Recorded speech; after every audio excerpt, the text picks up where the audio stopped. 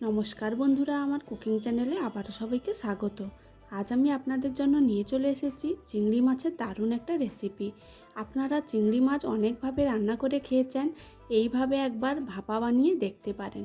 গরম গরম ভাতের সঙ্গে একদম জমে যাবে।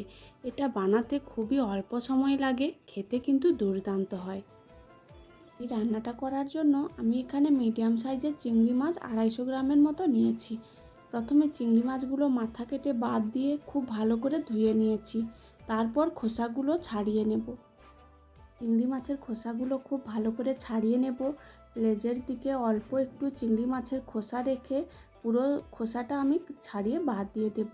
আর শিরদাঁড়ার মধ্যে যে একটা খাবারের কালো নালি থাকে, ওগুলো টেনে খুব ভালো করে পরিষ্কার করে দিতে হবে।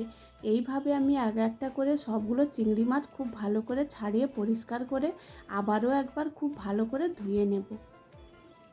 এই রান্নাটা করার জন্য একটা মশলার পেস্ট বানিয়ে নেব। একটা মিক্সির বাটির মধ্যে 3টে কাঁচা লঙ্কা, 1 চামচ কালো সর্ষে, 1 চামচের অল্প একটু বেশি হলুদ সর্ষে আর কয়েক টুকরো নারকেল দিয়ে মিহি পেস্ট করে নেব। তারপর ওই মশলার পেস্টটা ছাড়িয়ে ধুয়ে রাখা চিংড়ি মাছের মধ্যে দিয়ে দেব। তারপর ওর মধ্যে দিয়ে দেব 1 চামচ হলুদের গুঁড়ো, অল্প একটু শুকনো লঙ্কার গুঁড়ো আর দিয়ে দেব 2 চামচের মতো টক দই। এখানে কাঁচা লঙ্কা দেওয়া আছে, তাই পরিমাণ অনুযায়ী যেমন ঝাল পছন্দ করেন ওই অনুযায়ী লঙ্কার গুঁড়োটা দেবেন। তারপর দিয়ে দেব স্বাদ মতো লবণ আর টক দই টকটা ব্যালেন্স করার জন্য অল্প একটু চিনি। তারপর দিয়ে দেব 3 চামচের মতো সর্ষের তেল। হাত দিয়ে খুব ভালো করে 2 থেকে 3 মিনিট মেখে নিতে হবে।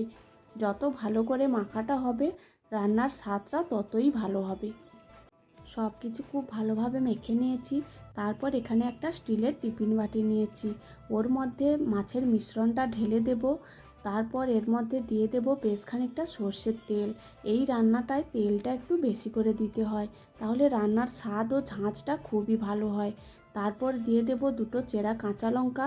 ঢাকনাটা বন্ধ করে 10 মিনিটের মতো এটা রেস্টে রেখে দেব। তারপর গ্যাসের মধ্যে একটা কড়াইতে বেশ খানিকটা জল আমি গরম করে নিয়েছি।